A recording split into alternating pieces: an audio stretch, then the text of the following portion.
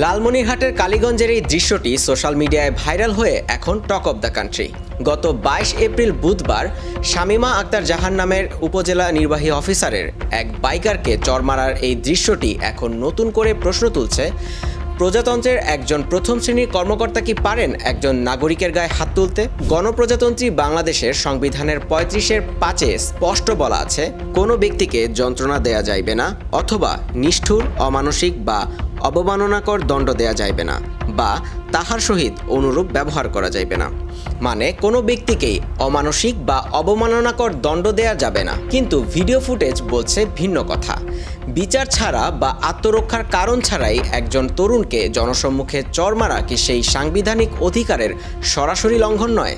প্রশাসনের দায়িত্বশীল জায়গায় বসে কারো গায়ে হাত তোলা আইনত কতটুকু বৈধ তা জানতে মানবজমিন কথা বলেছে সুপ্রিম কোর্টের একজন আইনজীবীর সাথে। যদি ঘটনাটি সত্যি হয়ে থাকে তাহলে একজন সরকারি কর্মকর্তা বাংলাদেশ দণ্ডবিধি 1860 সালের 323 ধারা অনুযায়ী শাস্তিযোগ্য অপরাধ করেছে। একজন ব্যক্তি চাইলেই কারো গায়ে হাত তুলতে পারে না। আর 323 ধারা অনুযায়ী শাস্তিযোগ্য অপরাধ হওয়ায় এর সাজা 1 বছর পর্যন্ত সশ্রম কারাদণ্ড। এখন এই ঘটনা যদি সত্য হয়ে থাকে তাহলে যার গায়ে হাত তুলেছে সেই ভিকটিম নিকটস্থ থানায় অথবা কোর্টে গিয়ে আইনের শরণাপন্ন হতে পারেন।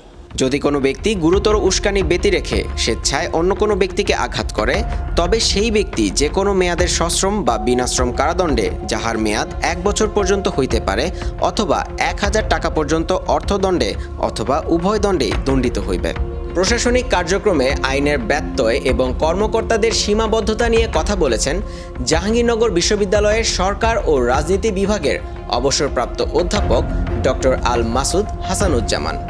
আইন কাজের নির্ধারণে তুলে নেওয়ার কোনো অবকাশ নেই, এটি একটা বিষয়। এবং যদি যারা কিনা দেশের আইনকে কাজে বাস্তবায়ন করবেন, যাদেরকে বলা হয় নির্বাহী বিভাগ আইনকে কাজে বাস্তবায়ন করবেন, তাদের উপর একটা বিশেষ দায়িত্ব থেকে যায় যে সে আইন যেন সুষ্ঠুভাবে প্রয়োগ করা হয়, একটা আইনের যেন ব্যত্যয় না হয় এবং আইনটি যেন যে প্রক্রিয়া মোতাবেক অনুসরিত হয় সেই বিষয়ে সেটা অবশ্যই নির্বাহী বিভাগের দায়িত্বপ্রাপ্ত যে কেউ হোক না কেন তার সেই বিষয়টিকে আত্মস্থ করা উচিত, এ বিষয় অনুযায়ী তার চর্চা হওয়া উচিত। গণমাধ্যমের সাথে কথা বলার সময় ইউএনও শামীমা আক্তার জাহান কারো গায়ে হাত তোলার বিষয়টি পুরোপুরি অস্বীকার করে দাবি করেন তিনি কেবল চাবি নিয়েছিলেন।